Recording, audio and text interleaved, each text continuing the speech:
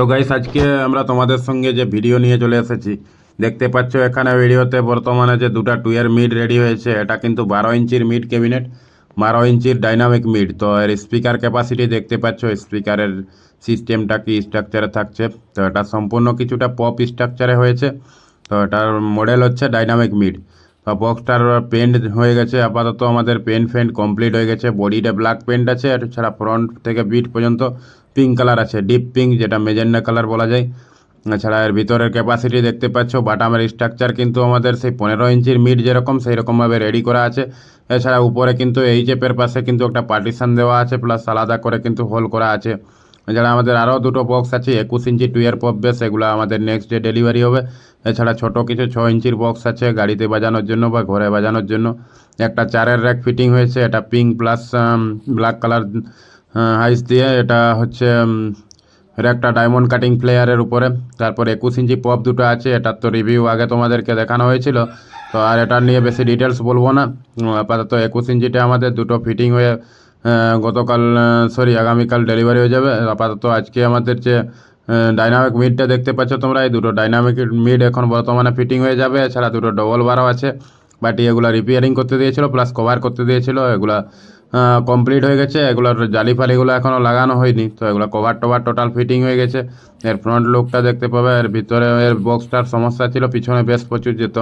তো যার কারণে কিন্তু বাটামের স্ট্রাকচার আমরা কিছুটা চেঞ্জ করে দিয়েছি, কিন্তু এখন আর পিছনে বেশ যাবার তেমন একটা চান্স নেই। এটা কিন্তু 200 ওয়াটের ক্যাপাসিটি।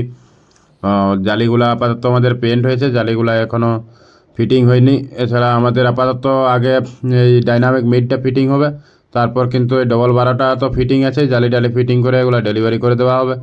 আপাতত যে ডাইনামিক মিডটা দেখতে পাচ্ছ, তো এটা কিন্তু আমাদের সিঙ্গেল হ্যান্ডেলের উপরে দেওয়া আছে, মেটাল হ্যান্ডেল। এগুলাতে বেশি হ্যান্ডেল লাগানো যায়নি, কেননা এগুলো তো ভিতরে স্পিকারের পাঞ্চ প্লাস ভাইব্রেশন প্রচুর, যার কারণে কিন্তু এগুলোতে সিঙ্গেল হ্যান্ডেল লাগানোই ভালো, যাতে আওয়াজ না আসে। এছাড়া হ্যান্ডেলগুলোকে কভারের উপরে প্যাকিং দিয়ে ফিটিং করলে মোটামুটি হ্যান্ডেলের সাউন্ডের নয়েজ আসবে না।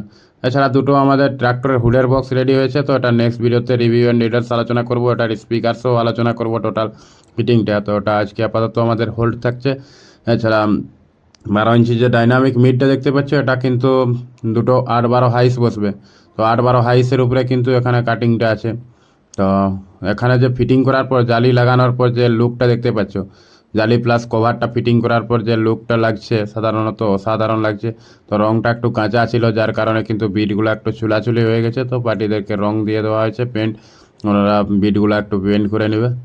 তো বিটগুলো দেখতে পাচ্ছ, বিটগুলোর কিন্তু ফিনিশিংটা একটু নষ্ট হয়ে গেছে। পেন্টটা এখন তো বর্ষাকাল, বুঝতে পারছো, কাঁচা অবস্থায় কিন্তু মাল দেওয়া যায়নি, তবুও ওনারা চলে আসছে যেহেতু, সেই হিসাবে কিন্তু মালটা ফিটিং করে দিতে হলো। রঙটা একটু কাঁচা ছিল, একটু না ভালোই কাঁচা ছিল। তো তবুও ফিটিং করার পরে লুকটা কেমন লাগছে অবশ্যই কমেন্ট করে জানাবে। আর যদি কারো এই ধরনের বক্স ক্যাবিনেট লাগে তাহলে আমাদের সাথে কন্ট্যাক্ট করবে, আমাদের ভিডিও টাইটেলের কন্ট্যাক্ট নম্বর পেয়ে যাবে।